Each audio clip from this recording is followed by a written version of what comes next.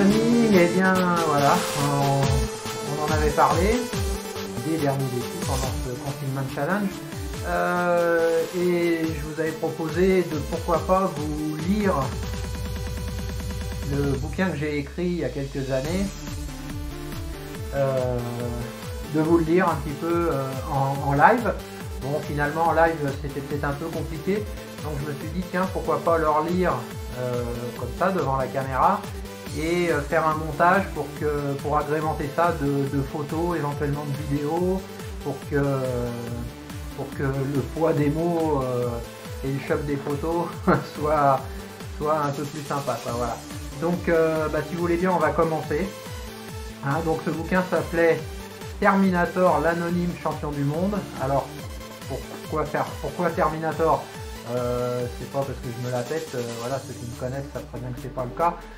Terminator, c'est simplement parce qu'un jour une journaliste est venue sur mon premier défi ou mon deuxième défi, je sais plus, et elle me regardait des pieds à la tête comme ça, là, un petit peu, et en me disant j'ai l'impression d'avoir rencontré un extraterrestre. Et quelques jours après, quand son article est sorti donc dans le Républicain en Essonne, le Républicain de l'Essonne, elle avait titré « J'ai rencontré Terminator loin d'Hollywood et tatati tatata ». Voilà. Donc c'est quelque chose qui est resté, c'est pas inventé par moi, c'est pas je me la pète, c'est tout simplement une appellation d'une journaliste et qui est restée par la suite. Voilà. Donc je vais mettre mes lunettes, hein, parce que papy il faut qu'il voit un petit peu clair. Et on va commencer la lecture, donc je vous ferai ça chapitre par chapitre. Donc une petite vidéo à chaque chapitre.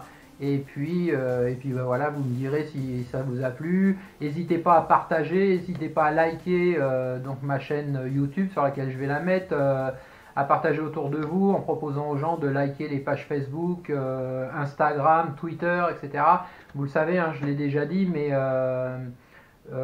maintenant les partenaires ou les sponsors en ont rien à foutre de votre palmarès. Ce qui les intéresse, c'est de savoir combien il y a de gens qui vous suivent sur les réseaux sociaux.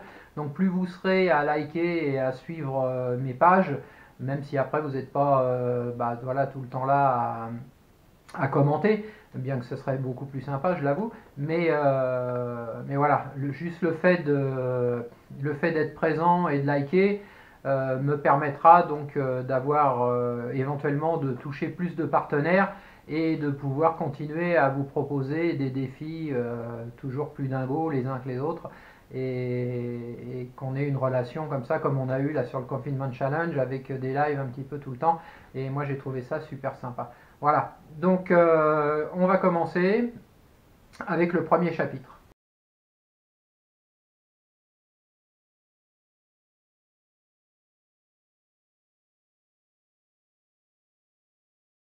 Le premier chapitre s'intitule « Mes premiers pas ».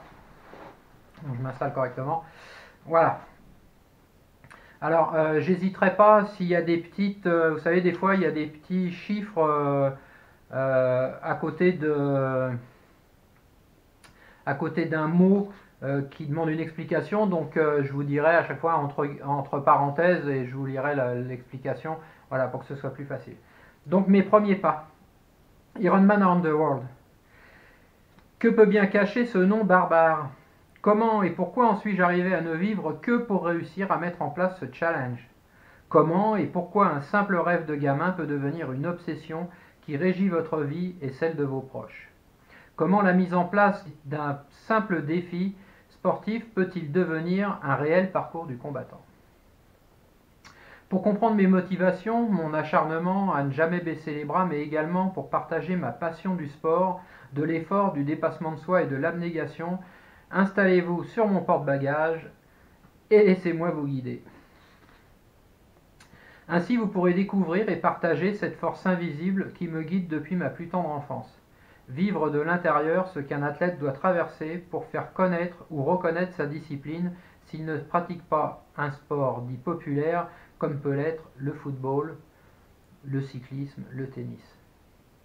Et enfin, vous pourrez toucher du doigt les difficultés que peut rencontrer un champion anonyme, organisateur pour l'occasion, pour mettre en place un défi qui pourrait, si l'on veut bien se donner les moyens d'en analyser certains paramètres, donner de nouvelles indications sur les facultés du corps humain à travailler en mode extrême. Il serait intéressant d'étudier sur le terrain de quelle manière l'organisme peut encaisser sur une année autant de traumatismes physiques et psychologiques liés à cette débauche d'énergie que d'aucuns n'auraient pu imaginer. Enfin, je vous ferai partager mon quotidien, ma préparation, mes démarches, mes rencontres, ce qui a fait de moi ce que je suis. Retour vers le futur. Je suis né le 8 avril 1964 à Villeneuve-Saint-Georges, dans le Val-de-Marne, alors que mes parents, Michel et Nicole, étaient mariés depuis à peine un an. J'étais ce que l'on appelle un enfant de l'amour.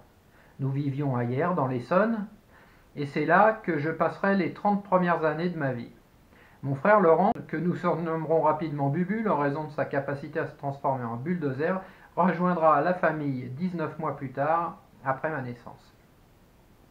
Le moins qu'on puisse dire, c'est que nous ne roulions pas sur l'or. Mon père était employé aux Halles et ma mère, couturière, ne travaillait pas encore.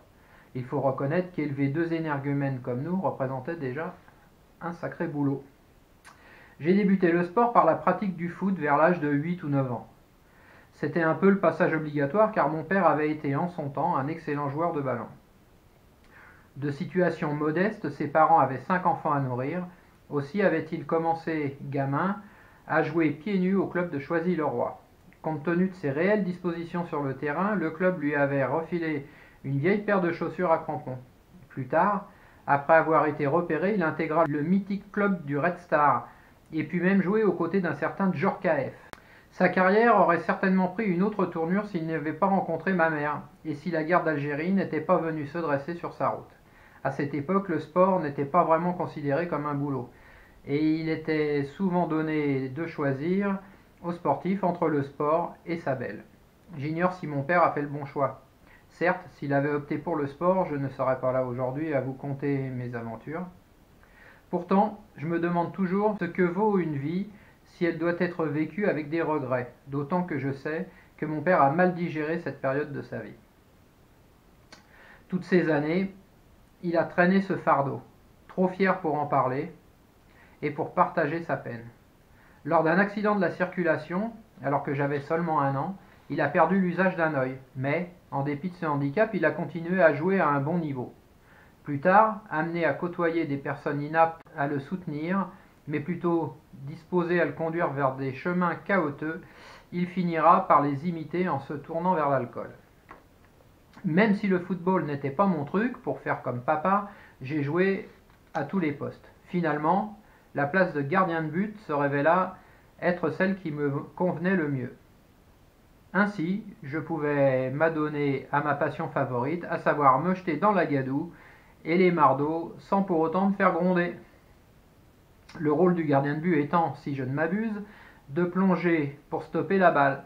Ma mère s'arrachait les cheveux lorsqu'elle me voyait revenir du stade, couvert de terre de la tête aux pieds. À ce poste, j'ai été champion de l'Essonne catégorie poussin. Je me souviens encore avoir sauvé ce jour-là un pénalty grâce à mon bonnet.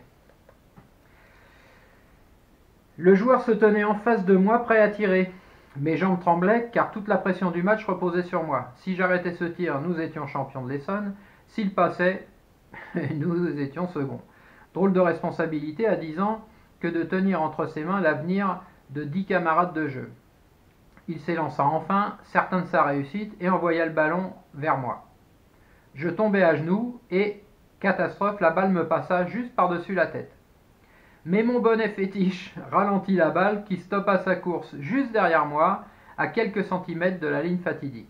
J'avais réussi et, grâce à cet énorme coup de chance, je devenais aussi le héros qui avait permis au club de remporter le championnat de l'Essonne. Ça tient un peu de choses, hein. Ce n'est pas pour autant que mon idée sur le football avait changé, et même si mon père allait être très déçu, je ne voulais pas y jouer car cela ne m'apportait rien. Je rêvais de bagarres, de combats, d'un sport avec lequel je devrais compter uniquement sur mes qualités personnelles pour gagner. Bruno, un de mes copains d'école, faisait de la boxe éducative. Ce sport me tentait bien, mais parallèlement, mes parents avaient décidé de faire pratiquer le judo à mon frère Laurent. Celui-ci revenant toujours de l'école en pleurant après s'être fait castagner par d'autres gamins de son âge. Il faut dire qu'il était costaud, mon petit frère. Nous avions 19 mois d'écart, mais pas du tout le même physique. Petit, il ressemblait plutôt à une boule, il n'avait peur de rien et se blessait en permanence, incapable de se défendre lorsqu'il était agressé à l'école. Mes parents n'ayant pas de voiture, je proposais à ma mère d'aller à la salle de judo, distante de 3 ou 4 km, en vue de prendre les renseignements concernant notre inscription au club. Et c'est à pied que je m'y rendais. À cette époque, les rues étaient sûres et on pouvait s'y promener sans risque d'être agressé ou enlevé par des dégénérés. Mon père ne disposait plus que d'un œil et refusait de conduire. Ainsi ma mère décida de se séparer de sa voiture, ne supportant plus les moqueries de son mari qui prenait plaisir à la surnommer la tortue sous prétexte qu'elle ne roulait pas assez vite. C'est donc à pied que nous avons appris à nous déplacer. Lorsque j'arrivai au dojo, mes yeux furent immédiatement attirés par la personne qui semblait tenir le rôle de professeur. Là, au centre du tatami, il dispensait son cours à une quarantaine de gamins de mon âge. Son kimono blanc comme neige lui allait comme un gant, et la ceinture noire nouée sous son ventre me transporta dans une autre dimension. Les yeux grands ouverts, en un instant, je me mis à rêver. Pourquoi pas moi? J'attendais dans le couloir devant la porte de son bureau lorsqu'il arriva vers moi. Sa petite moustache noire lui donnait un air sévère, et j'avoue qu'il m'impressionnait réellement. Porter une ceinture noire à l'époque, ce n'était pas rien. Tu veux quoi, petit? Après lui avoir raconté mon histoire, ou plutôt celle de mon frère, il me rétorqua que le judo n'était pas fait pour se défendre, mais qu'il s'agissait d'un art martial et surtout d'une école de sagesse, de maîtrise de soi et de respect d'autrui. Ces paroles m'envoûtaient. Je ne quittais pas des yeux sa ceinture qui me subjuguait. Je suis rentré à la maison en courant, impatient de raconter à mes parents ce que je venais de voir. Je le répète, mes parents ne roulaient vraiment pas sur l'or. Mon père avait quitté les Halles pour une place de cariste à Maison-Alfort, dans une usine où l'on fabriquait la levure et le flan pâtissier. Ma mère, enceinte de mon frère Jean-Luc, avait trouvé un job à domicile.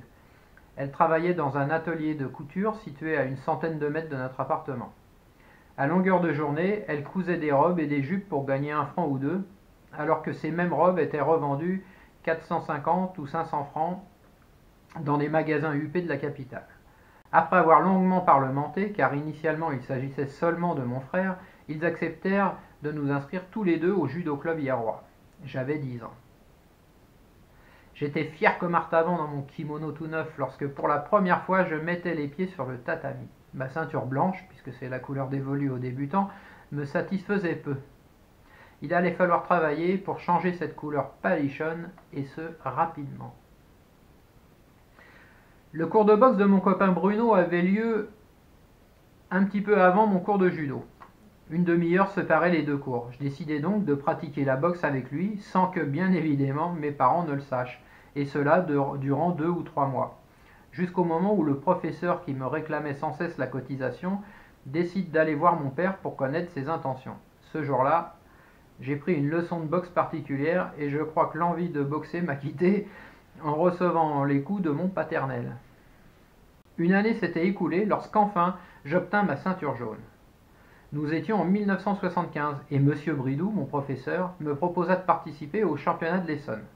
J'étais très fier de la confiance qu'il m'accordait, d'autant que j'étais seulement ceinture jaune.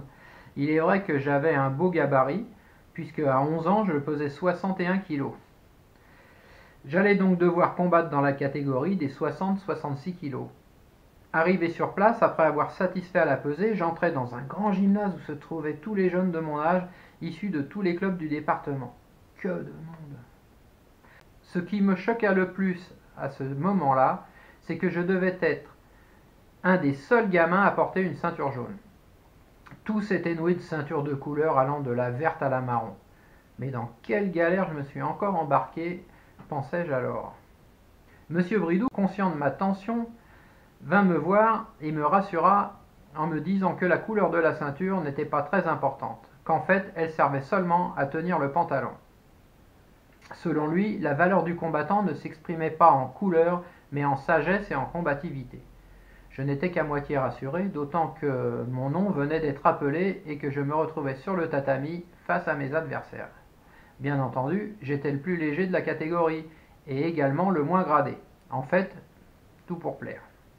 N'écoutant que mon courage, je me lançais à l'assaut de mes combats. Cela marchait plutôt bien, je me retrouvais rapidement en finale. J'avais 11 ans et en réalité, je n'y comprenais pas grand-chose. Selon moi, il s'agissait seulement d'un combat de plus.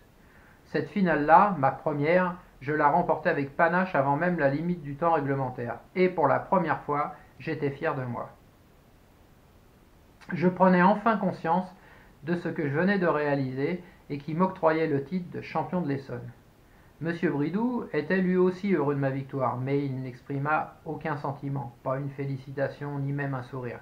C'est difficile à 11 ans de n'avoir à partager son bonheur qu'avec soi-même, mais quelque part j'en avais l'habitude car mon père avait la même philosophie. La semaine suivante, je me retrouvais de fait qualifié pour les championnats d'Île-de-France par équipe de département et j'avais l'honneur de représenter l'Essonne. Pour cela, je devais être au mythique stade de Pierre de Coubertin à Paris à 8h30. Personne ne pouvait m'y accompagner. Au club, j'étais le seul élève à avoir été qualifié et mon père n'était pas très branché judo, et pour cause. Avec Alain, un de ses meilleurs amis, il suivait de près Eric Linder, un jeune cycliste du département qui courait dans la catégorie junior avec un certain Laurent Fignon. Il passait donc ses week-ends sur les routes de la région à applaudir les exploits de ce jeune garçon talentueux. Cela devait être alors plus important à ses yeux que de venir soutenir son fils au championnat d'Île-de-France de judo. Ma mère, quant à elle, devait s'occuper de mes deux frères et, avec le recul, je sais maintenant que le sport n'a jamais vraiment été sa tasse de thé. Allais-je devoir déclarer forfait?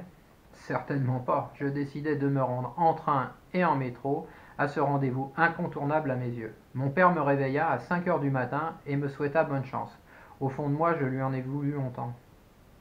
À mon sens, il n'est pas normal qu'un gamin de 11 ans se rende seul à Paris pour une compétition aussi importante. Seul dans la nuit, je partis à pied jusqu'à la gare de Hyères, située à environ 3 km de la maison.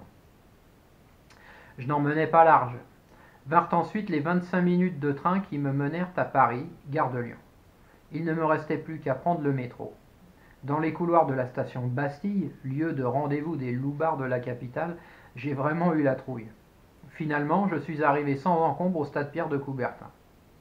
Comme la fois précédente, la pesée, l'entrée dans la grande salle et la découverte des adversaires, mais aussi des partenaires de l'équipe. Chacun de nous avions reçu un écusson du département à coudre sur notre kimono. Nous n'étions pas peu fiers.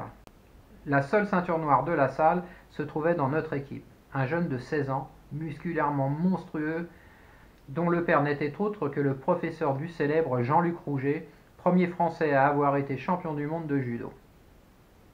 Entre parenthèses, Jean-Luc Rouget a été le premier champion du monde de l'histoire du judo français en 1975.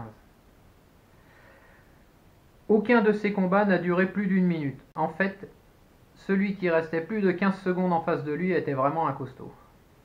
Je gagnais un seul combat, mais le département remporta le championnat.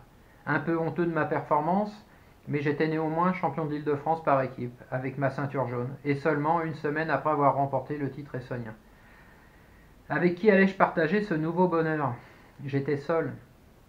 Quelques larmes vinrent alors brouiller mon regard, mais je ne devais pas pleurer. N'étais-je pas un homme? C'est du moins comme cela que j'étais élevé. Je rentrais chez moi, de la même manière que le matin, métro, train, marche à pied, à la seule différence que j'étais un peu plus fier dans le sens du retour. La semaine suivante, il me fallut refaire le même trajet pour les championnats de France. J'étais toujours seul. Cette fois, bien que j'ai remporté 2 combats sur 3, nous n'avons pas gagné et nous avons terminé notre parcours à la 5e place. Au fil des jours, j'aimais le sport toujours davantage. Je crois que tout au long de ma jeunesse, j'ai aimé 2 choses, le sport et les filles. Au collège, je m'inscrivais à tous les ateliers UNSS. Entre parenthèses, l'UNSS, c'est l'association du sport à l'école permettant aux élèves de pratiquer une discipline le mercredi. J'avais alors 13 ans et mes résultats au judo étaient excellents. Chaque année, je remportais le championnat de l'Essonne et celui de l'Île-de-France. Mais il me manquait quelque chose. Il me fallait en faire encore plus. Mes mercredis étaient composés uniquement d'activités physiques. Je me souviens de mon inscription à l'UNSS, option gymnastique. Les cours étaient dispensés par Madame Guilbon, une femme très belle et très douce qui était également ma prof de sport. Lorsque je suis arrivé dans son cours, elle a été un peu dure avec moi. Il est vrai que je n'étais pas un ange et que, quand il y avait une connerie à faire, je me portais toujours en tête. Elle m'avait dit « Fiche, si tu viens pour faire le couillon, c'est même pas la peine. Tu peux rentrer chez toi. Il n'était pas question pour moi de faire le couillon. J'aimais trop le sport pour cela et j'appréciais par-dessus tout Madame Guilbon. C'est l'âge où les hormones sont en ébullition et où on croit qu'une femme peut vous porter un quelconque intérêt. Finalement, ça ne fait de mal à personne et c'est une formidable source de motivation. Elle ne fut d'ailleurs pas déçue par mon entrain à bien faire. Évidemment, j'étais le seul garçon. Qui aurait voulu faire de la gymnastique? Durant l'échauffement, alors qu'elle nous proposait un exercice d'assouplissement, je me retrouvais face à elle. Je me souviens encore du collant violet en coton qu'elle portait. Jambes écartées, nous devions nous allonger une fois sur notre jambe gauche, une fois sur notre jambe droite. Jusque-là, pas de difficulté majeure. Je la quittais pas des yeux, comme envoûtée par son charme. Lorsqu'ensuite elle demanda de s'allonger vers l'avant et de poser notre poitrine sur le sol, je m'exécutais sans réel problème. C'est alors qu'elle m'appela par mon prénom. Pascal, tu ne m'avais pas dit que tu étais aussi souple que cela. Tu as déjà fait de la gym? Je répondais par la négative, ignorant d'ailleurs moi-même les qualités de souplesse dont je disposais. J'avais gagné sa confiance et je crois même que j'étais devenu son chouchou. J'arrivais à vélo à son cours pour 8 heures le matin. Qu'il pleuve, qu'il neige, qu'il vente, rien ne m'arrêtait. Puis, à 10 heures, je participais au cours de volleyball avec Madame Fischer, également professeure au collège, et qui avait joué en équipe de France. J'effectuais ensuite les 7 km qui me séparaient de la maison, toujours à vélo, pour revenir en sens inverse à 14 heures et participer à l'entraînement d'athlétisme. Enfin, je rentrais tranquillement chez moi vers 17 heures pour goûter, avant de me rendre au dojo pour mes 2 heures de judo. Le soir, je dormais bien, me semble-t-il. Cette année-là, je suis allé voir Eric Linder pour la première fois. Le coureur cycliste dont mon père s'occupait était en dernière année junior. Comme il n'y avait pas de place pour moi dans la voiture, je me suis rendu sur les lieux de la course à 16 km de chez moi avec le vélo de mon père. Lorsque je suis arrivé, Eric se préparait, assis à l'arrière de la voiture, sur le rebord du coffre. Mon père le massait avec de l'huile camphrée. Quelle odeur! Mes narines en sont encore amoureuses aujourd'hui. Il était impressionnant. Aux muscles saillants et volumineux, ses cuisses étaient belles, rasées de frais, bronzées et huilées. Une nouvelle fois, je me mis à rêver. Je donnerais cher pour avoir les mêmes cuisses. Ce jour-là, Eric gagna la course, détaché, loin devant le peloton. C'était un gentil garçon, souriant et agréable, et j'étais heureux pour lui.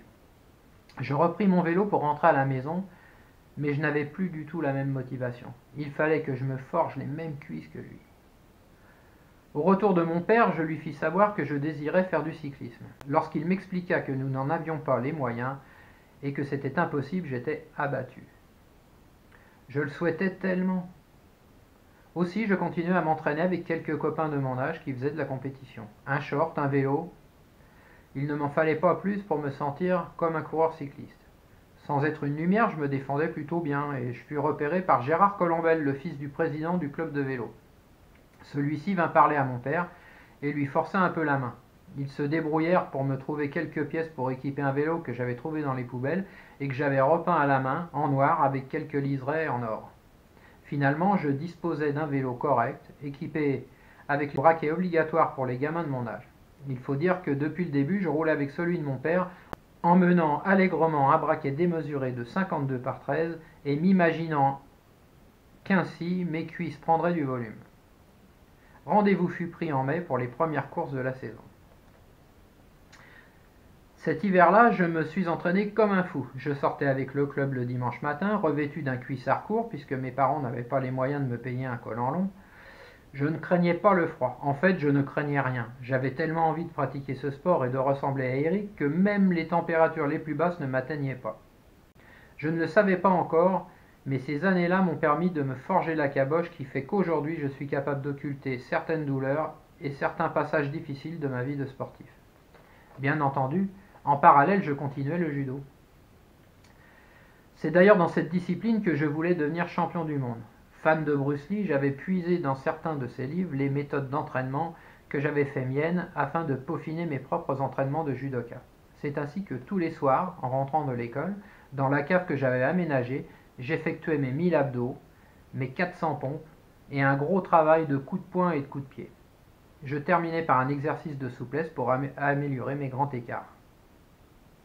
Si mes résultats étaient bons, je ne pouvais pas prétendre obtenir ma ceinture noire avant l'âge de 15 ans, Alors je gravissais tranquillement les échelons sous le regard protecteur de Patrick Gerby, une jeune ceinture noire du club qui aidait M. Bridou à dispenser les cours. Avec son père, François, il m'avait pris sous leur coupe. Je crois que, sentant le potentiel qui était le mien, il nourrissait de grandes ambitions à mon égard. Le mois de mai arrivait enfin et je pus commencer les courses de vélo. J'étais incapable de décrocher une victoire, mais je prenais un certain plaisir. Il me semble en fait que j'étais trop bourrin pour espérer gagner. Je roulais comme une mule, toujours à l'avant du peloton, mais quand arrivait le final, j'étais un peu émoussé et il me manquait le petit truc pour franchir la ligne les bras levés. De plus, sur le tatami, j'avais de nouvelles sensations, je me sentais fort. Je n'avais pratiquement plus de problèmes de respiration et devenais un vrai poumon. L'année se termina et quelques jours après Noël, Eric passa à la maison, les mains chargées de cadeaux qu'il destinait à mes frères et moi-même.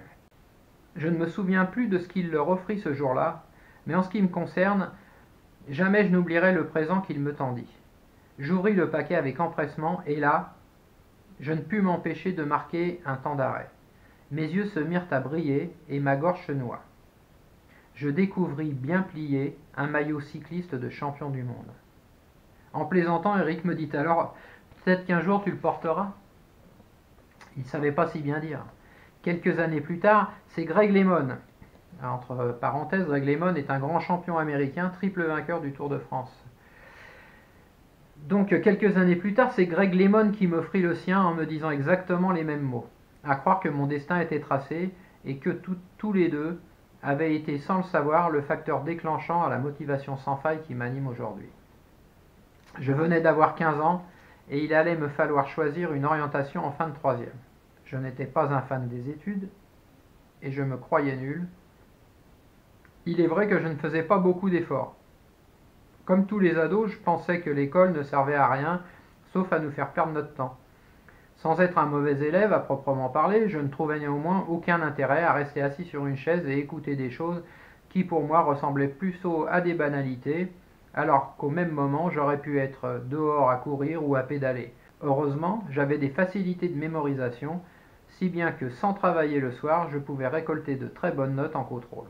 Par contre, je ne comprenais rien à l'anglais et il m'a fallu travailler sur le terrain pour combler mes lacunes. Le matin au réveil, ma seule motivation résidait dans le fait que j'allais retrouver mes petites copines, faire le zouave avec mes potes et me battre comme un chiffonnier de temps en temps. On dit souvent que les chiens ne font pas des chats, et concernant la castagne, j'avais tout hérité de mon père. Avec le recul, je pense sincèrement que j'avais pris la grosse tête. Comment aurait-il pu en être autrement? Je mesurais déjà 1m75, je pesais 72 kg, et je collectionnais les titres de champion de l'Essonne et champion d'Île-de-France en judo. Sans oublier la cote auprès des filles. Seule me manquait la maturité suffisante pour me remettre aux questions, d'autant qu'à 15 ans et quelques mois, lorsque je passe avec succès ma ceinture noire, je suis le plus jeune de France à l'obtenir. Une fois encore, mes pieds ne touchent plus terre. Je prends finalement conscience de l'arme destructrice que j'ai entre les mains, et je deviens un peu plus psychologue. Plutôt que de chercher la bagarre, je tente de la repousser, en discutant et en m'efforçant de tirer les points positifs d'une non-confrontation physique. Je n'ai pas peur. Je crains seulement que mes agresseurs ne se blessent, plus ou moins gravement, au cours d'une altercation s'ils atterrissaient sur le sol après une projection. Monsieur Bridou avait raison. Le judo, c'est l'école de la sagesse. Après en avoir parlé avec mes parents et mes professeurs, je décidai de me diriger vers un sport-études judo. Il me fallait pour cela aller étudier à Nîmes, où je serais interne. Mon oncle Gérard, le frère de ma mère, que je craignais comme le loup blanc, m'avait proposé de venir passer les fins de semaine chez lui. Je conservais de mauvais souvenirs de son système éducatif de l'époque où je n'étais alors qu'un gamin. Militaire de carrière dans l'aéronavale, il se montrait très dur avec mon cousin Pascal et mes cousines Sandra et Coralie. Il ne m'avait jamais vraiment disputé, ni même été désagréable avec moi, mais le simple fait de savoir qu'il était sévère me foutait la pétoche. Pourtant, mon père n'était pas plus tendre, et c'est souvent que Bubule et moi avons ramassé des volets de bois vert. Mon père ne faisait pas dans la dentelle, et considérant notre gabarit, c'est à coups de poing et de pied que nous étions corrigés. Nous n'en sommes pas morts, et lorsque l'on voit ce qui se passe dans les rues aujourd'hui, finalement, Ce système éducatif quelque peu brutal présentait l'avantage de nous faire réfléchir avant de faire une connerie ou d'être impoli envers un professeur ou un policier. Pour en revenir à mon oncle, je me souviens d'une anecdote souvent évoquée lors des réunions de famille. Un jour, alors que nous nous trouvions à table, il nous servit de la viande et des légumes. En s'adressant à tous les gamins présents, il déclara qu'il ne voulait plus rien voir traîner dans les assiettes. De peur, j'étais allé jusqu'à manger la ficelle du rôti. Mais l'âge aidant, il s'était transformé et à mon arrivée à Nîmes, je retrouvai un oncle vraiment charmant. En arrivant au lycée d'Uoda, je fus dirigé vers mes quartiers.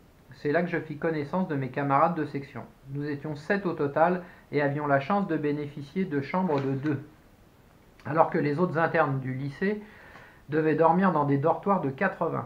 Nous partagions l'étage avec les élèves de Mathsup et de Mathsp, dont nous avions rapidement dressé le portrait et imaginé qu'il s'agissait de grosses têtes dont la seule préoccupation allait être de bûcher. Quelle ne fut pas notre surprise lorsque le premier soir, ils arrivèrent sous comme des Polonais, vomissant dans le couloir, le trop plein d'alcool ingurgité. Nous étions rassurés, l'ambiance promettait d'être bonne.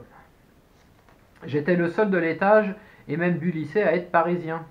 Tous venaient du sud de la France, s'exprimant avec le verbe haut et l'accent chantant que j'aime entendre. Le seul du groupe judo à être ceinture noire, je me préparais au passage de mon deuxième dan, alors que mes compagnons de section n'avaient pas encore satisfait l'examen de la ceinture noire qui témoigne de l'entrée dans le judo supérieur. Maître Awazu, pensionnaire japonais de l'INSEP et porteur de la ceinture rouge, représentant le grade de 9e dan, m'avait un jour expliqué que le judo pouvait être représenté comme un cercle. La première moitié du cercle représentait l'initiation de la ceinture blanche à la ceinture noire, alors que selon lui, la seconde représentait la voie de la sagesse et de l'apprentissage du vrai judo. On est donc bien loin du compte si l'on pense qu'en devenant ceinture noire, on a fait le tour de la discipline. Nous passions de très bons moments, l'ambiance du groupe était parfaite, les entraînements difficiles, mais j'étais dans mon élément, et j'apprenais avec plaisir. Les week-ends, mes collègues rentraient chez eux. De mon côté, j'allais de temps en temps chez mon oncle et ma tante à Saint-Gilles. Sinon, je restais au lycée, seul dans ma chambre, à rêver et glandouiller. À la fin d'année civile, je me suis fait une entorse du genou. Je craignais que ma saison ne soit terminée, mais le chirurgien qui m'opéra me certifia que malgré la distension des ligaments, il allait me poser un plâtre articulé de manière à ce que je puisse marcher. Cela me permit de ne pas rester inactif et d'aller à la musculation où je travaillais également ma souplesse. Comme les samedis et dimanches me semblaient particulièrement longs, je décidai de m'offrir une guitare et d'apprendre à jouer. Cela occuperait une partie de mon temps. Comme j'avais l'oreille musicale, puisque je jouais déjà du clairon, de la trompette et quelques morceaux de basse sur le piano, et ce sans rien connaître au solfège, j'appris rapidement à gratter. Je prenais exemple sur des petits bouquins de chansons où les accords étaient dessinés, quelques élèves du lycée gratouillaient également et me montraient une chose ou une autre de temps en temps. Dans ce lycée, il n'y avait pas de filles, et cela commençait à me manquer. Heureusement, nous n'y étions pas en reste pour faire des singeries. Mes collègues avaient parié que je n'aurais pas le cran de me raser la tête, mais c'était bien mal me connaître. Pour récupérer quelques francs, armé d'un rasoir, je me transformais en Taras Bulba. Cette nouvelle coupe de cheveux, si l'on peut dire, me vieillissait, ce qui n'était pas pour me déplaire. Les beaux jours arrivaient aussi. Un mercredi où il faisait chaud, avions-nous décidé de nous faire bronzer sur le grand balcon qui longeait nos chambres. Ce jour-là était un jour béni pour nous, puisque les mercredis et jeudis, de jeunes étudiantes en coiffure ou en pharmacie investissaient les lieux. Nous avions commencé par nous asperger copieusement à l'aide de gobelets remplis d'eau, puis, en voyant quelques jeunes filles 2 étages plus bas arpenter le goudron de la cour interne, nous ne pûmes résister à l'idée de partager notre petit jeu avec elles. Un verre, un autre, puis un seau, pour finir avec une poubelle remplie d'eau. Nous avions réussi à asperger un groupe. Si cela nous fit rire, les choses risquaient de se compliquer si elles n'avaient pas le même humour que nous.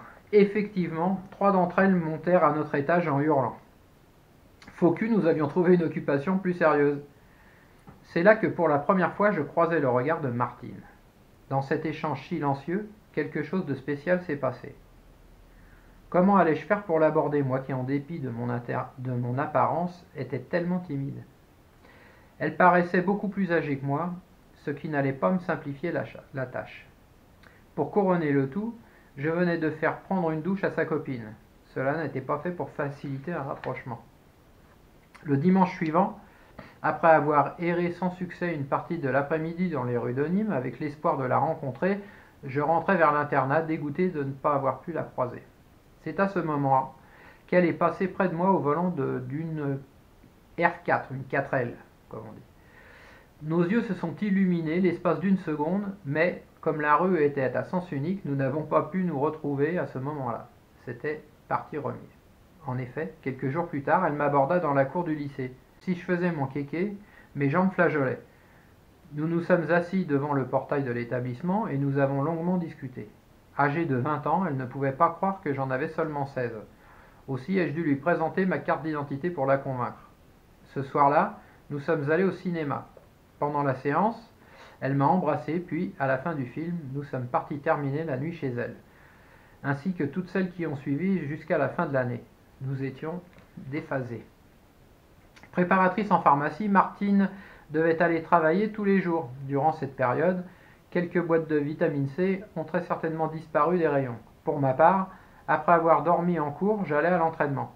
Elle venait me chercher à la sortie du dojo et nous partions nous coucher. Les cours n'avaient plus d'importance puisque nous avions été informés que la section sport-études fermerait ses portes en fin d'année scolaire. Nous pouvions bien entendu revenir l'année suivante, suivre le cycle scolaire, mais sans la pratique du judo. Cette alternative ne me convenant guère, j'avais décidé de me faire refuser l'accès à la classe supérieure. Ce ne fut pas très difficile. Mes nuits avec Martine étaient torrides et j'arrivais en cours tel un zombie. Hormis le judo, discipline pour laquelle je continuais à être hyper assidu, je n'étais plus compétitif pour autre chose, notamment les cours. Cette année-là, je réussis néanmoins à gagner le championnat du Gard, celui de l'Essonne et à obtenir mon deuxième dan. Ma mère fut furieuse lorsqu'elle apprit que je ne dormais plus à l'internat depuis plusieurs mois. Lorsque je lui dis passer mes nuits chez une jeune femme de 20 ans, elle menaça de me faire rentrer à la maison entre deux gendarmes. Finalement, après de longues explications et quelques tours de passe-passe, j'obtins son autorisation d'arrêter mes études pour me consacrer pleinement au judo. Porté par mon objectif de devenir quelqu'un, je me rendais chaque jour à l'INSEP, en cette place même où tous les champions français venaient se préparer. Cet endroit, au lieu du sport international, est en quelque sorte un vivier réservé à l'élite et aux athlètes qui écriront demain l'histoire du sport français. Depuis l'âge de 15 ans, je venais me faire retourner comme une crêpe sur ce tatami gigantesque où s'entraînaient ceux qui, sur le petit écran, me faisaient rêver. Je me souviens parfaitement de ma première fois. Lorsque je suis arrivé dans cette salle qui embaumait la sueur, je fus comme subjugué. Jamais, mis à part en compétition, je n'avais vu de tatami aussi grand. Je n'étais pas au bout de mes surprises, car quelques instants plus tard, en entrant dans le vestiaire, je me suis soudain senti minuscule au milieu de toutes ces armoires à glace. Loin d'être rachitique, j'accusais environ 70 kilos sur la balance, j'avais l'impression d'être un lilliputien. Que de muscles! Même les poids légers comme Thierry Ray me semblaient être des Golgoths. Alors Thierry Ray, à cette époque, il était champion du monde et champion olympique des moins de 60 kilos. J'ai appris à m'y faire et je revenais chaque jour prendre ma leçon d'humilité. Champion d'Île-de-France en titre en catégorie cadet, je ne tenais pas un randori sans prendre au moins 10 gamelles. Il est vrai que sur ce tatami, j'étais le plus jeune. Au fond de la salle se trouvait toujours un vieux monsieur portant une ceinture rouge. Je n'en avais jamais vu. Maître Awazu, dont j'ai déjà parlé, était japonais et sa ceinture représentait le 9e dan. C'était exceptionnel, d'autant que ce grade lui avait été attribué par la fédération japonaise. Il m'avait repéré et chaque jour, il venait me chercher pour me faire travailler avec lui. J'étais en quelque sorte son protégé. Au travail au sol, il était imbattable. Malgré ses 60 ans bien tassés, jamais aucun caïd de l'équipe de France n'a pu venir à bout de sa technique si spécifique. Pas même le grand Jean-Luc Rouget ou David Douillet. Pour pouvoir m'entraîner sans rien demander à mes parents, j'avais trouvé un job le matin. Levé de bonne heure, avant l'ouverture d'une grande surface de ma commune, je passais le balai puis la serpillière. Puis, à l'ouverture de l'établissement, j'aidais mes collègues à la mise en rayon des aliments. Il n'y a pas de saut de métier, et pour gagner 4 sous, j'aurais fait n'importe quoi. Au judo, mes résultats étaient bons, mais pas extraordinaires. Si bien que, malgré ma bonne volonté, j'étais incapable de monter sur le podium des championnats de France. Trop tendre. À un certain niveau, la technique et la volonté ne suffisent pas. Il faut aussi une certaine dose de vice. Il n'y a plus de pitié, et si un adversaire monte sur le tatami avec une cheville bandée, c'est sur celle-ci qu'il faudra se focaliser. Et ça, je ne savais pas faire. Certains appellent ça la niaque. Et voilà pour le premier chapitre de ce bouquin. Donc on se retrouve dans quelques jours peut-être pour le chapitre 2 qui s'appellera Du sport à la guerre. Merci d'avoir suivi les copains, on partage, on like Facebook, Twitter, Instagram et la page YouTube. Voilà. Allez, j'espère que cette lecture vous a plu. À très vite.